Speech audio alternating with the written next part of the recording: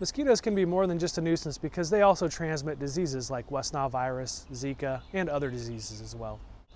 People are usually familiar with mosquitoes that are active around dusk and dawn, but the Asian tiger mosquito, which is a potential Zika transmitter, is also very active throughout the day. The best way to help control mosquitoes around where you live is to look for the containers where they're laying their eggs and developing. If you can tip and toss water out of containers from your yard on a weekly basis, you can help interrupt the mosquito life cycle. Mosquitoes don't need very much water to develop. Just a small, the cap on a soda bottle would potentially be enough for a mosquito to develop in there.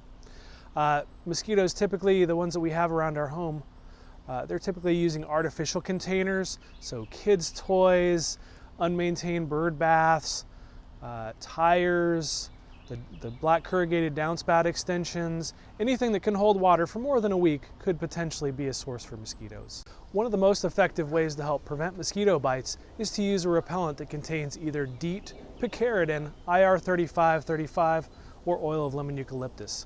Make sure that you read and follow label instructions when using repellents. You can also wear long pants, long sleeves, loose-fitting, light-colored clothes to help make it harder for mosquitoes to get onto your body and to bite you. For information about mosquito prevention and mosquito-borne diseases, visit the health department's website.